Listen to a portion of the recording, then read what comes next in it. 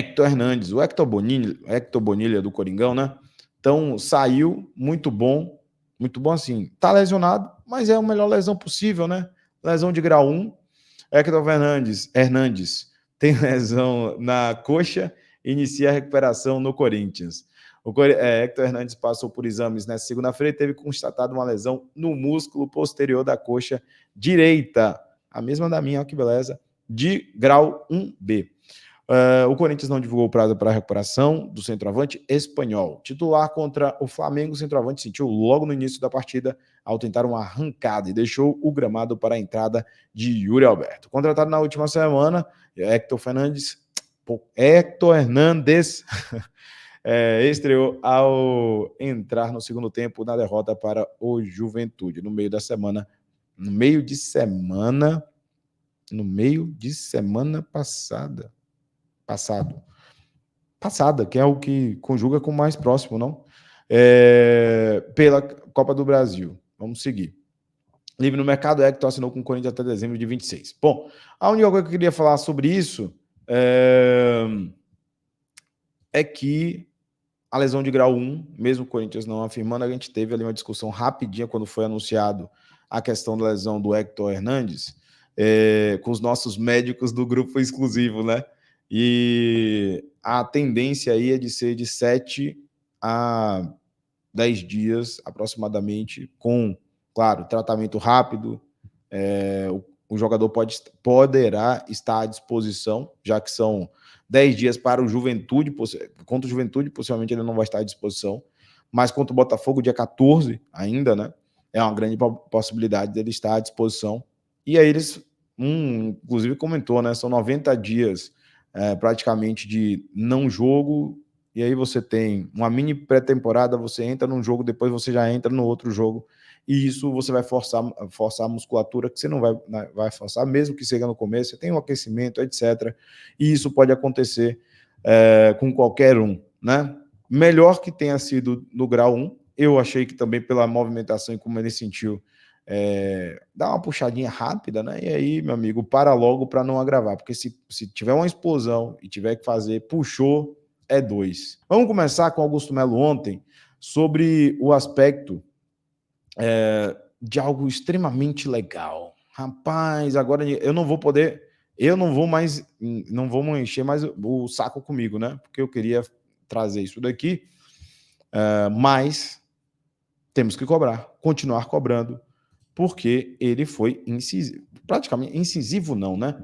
Mas ele foi muito claro sobre o cumprimento dessa promessa aqui. Presidente do Corinthians garante Semana da Transparência e anúncio de valores dos novos reforços. Pois é. Matéria aqui do Vitor Chicaroli. Rapaz, é muita mão aqui. São 4 mãos para uma matériazinha, hein? Que negócio bonito, hein? A Semana da Transparência voltou a ser assunto no Corinthians. Após a vitória do Flamengo por 2-1 no domingo, Augusto Melo confirmou a realização da promessa, mas evitou dar prazos para o esclarecimento. Lógico que vai ter a Semana da Transparência, tá? Ele responde a pergunta sobre a Semana de Transparência e o relatório da Ernest Young. Alguém perguntou, graças a Deus. E vocês estão prestes a ter. Eu não vejo a hora, precisamos soltar isso, é uma das promessas que fiz. Não vou dar prazo, mas está perto. Essas situações de entrar um, sair outro, tem que reestruturar. O Pedro Silveira, diretor financeiro, está reestruturando, junto com Álvares e Marçal. Vamos esclarecer tudo, disse na zona mista. O presidente não comentava a respeito do tema desde o início de junho, quando concedeu a coletiva de imprensa em meio à polêmica da saída da Vaidebet. A princípio, o evento de transparência seria realizado em 15 de abril, mas foi adiado para 9 de maio, também sem ocorrer.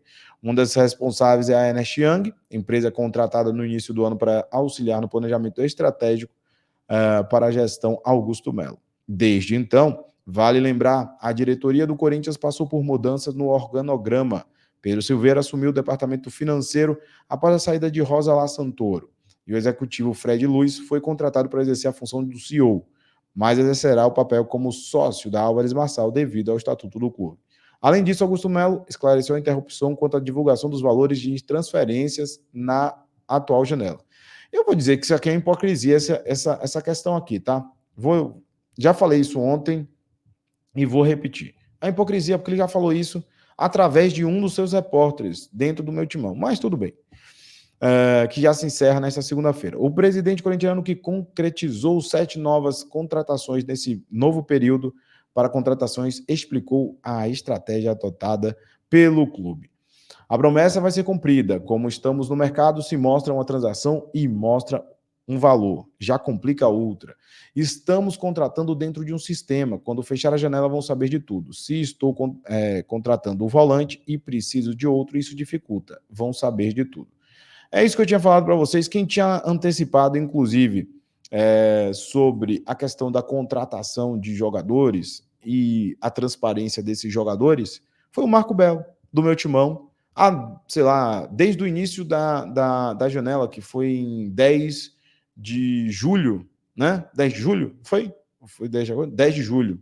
10 de julho, o Marco Belo, salvo engano, nessa data ou um pouco à frente dessa data, o dia 11, alguma coisa nesse sentido, afirmou no seu ex que o presidente do Corinthians, pós leva de contratações, faria esse esclarecimento. Parece uma surpresa aqui para o comentário do meu timão, mas não é surpresa para ninguém, a não ser para aqueles que querem o engajamento de dizer que está cobrando alguma coisa. A cobrança começa a partir da meia-noite, no dia 3. Terminou a janela? Amanhã você pode fazer todo o escarcel, dar chilique, fazer subir nas tamancas, rasgar a calcinha, pode fazer o que você quiser. Mas seja justo com o seu colega de trabalho. De trabalho. E vocês sabem quem eu estou falando, né? Para depois dizer, não, é porque eu cobro. Não sei. Então, desminta o seu colega. Não desmentiu.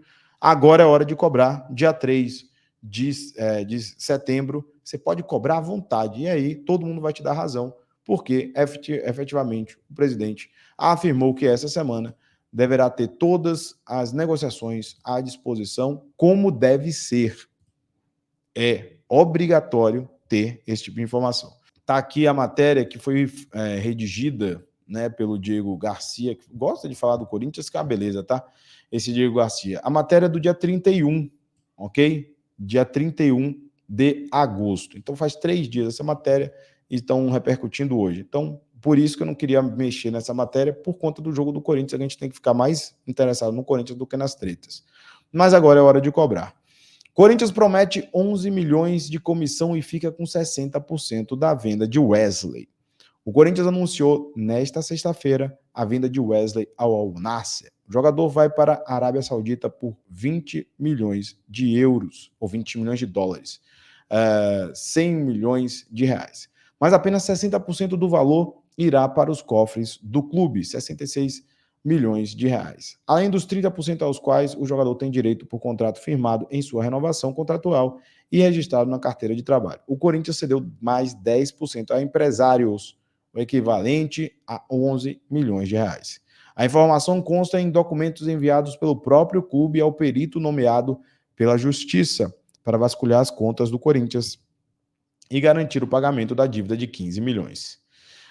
O Corinthians disse ao perito que o intermediário da negociação teria garantido o direito a 10% do valor da transferência. O empresário beneficiado não foi revelado pelo clube.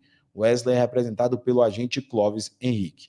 A prática é comum em negociações de futebol. Para o Corinthians, quer dizer que a transferência vai render menos ainda, sem contar que, além dos 40% que ficam para o jogador e o empresário, o clube ofereceu penhoras que bloqueiam parte da transação. O time alvinegro possui atualmente diversos bloqueios por dívidas com o empresário André Cury, que superam a marca de 30 milhões de reais. Vale dizer que tais débitos são justamente por comissões que o clube não pagou. O agente abriu 5 processos na justiça, sendo que em 3 deles conseguiu bloquear os ganhos do clube com transferências de atletas. Em um deles, o tribunal nomeou um perito judicial para garantir que o débito seja quitado, incluindo ter acesso aos valores recebidos pelo clube com a venda de Wesley. Procurado pela coluna, o Corinthians disse que o clube não falará de comissão neste momento. Clóvis Henrique também foi procurado, mas não respondeu às mensagens. A reportagem será atualizada, caso as partes queiram se manifestar. Não houve manifestação nesse sentido, e está aí, minha gente. Essa matéria foi no dia 31, não trouxe para vocês, porque, evidentemente, como eu falei, era mais importante o jogo do Corinthians. E aí, depois a gente vai discutir, a gente vai debater, porque o mais importante é focar, não ter tretas. Mas todo mundo queria o quê? Pedir impeachment, todo mundo queria treta, né? E a gente tem que ter a ideia de agora cobrar, porque é necessário, tem que estar claro sobre isso. E vamos que vamos. Bom, sobre isso, cadê a transparência? Que vai ser feita a partir de agora, a partir de amanhã, né, teremos a transparência, e que ele exemplifique quem é o responsável pela intermediação. Alguém vai ter que ser responsável pela essa intermediação, ou não vai colocar o nome do intermediário. Com certeza, essa vai ser uma pergunta de todos na intermediação. Precisava dessa intermediação? O cara que veio para cá, e nos outros casos, quanto era a intermediação? Tinha intermediação? Porque o Augusto Melo foi para a Europa para ouvir propostas pelo Wesley. Quando outros times fizeram as propostas, tinha intermediário? Quanto era o intermediário? Quanto o Corinthians receberia? Por que foi aceito essa proposta do Al Nassr, por exemplo? Por conta dos processos do André Cury? Algumas perguntas eu deixo no ar para essa questão em específico, ok?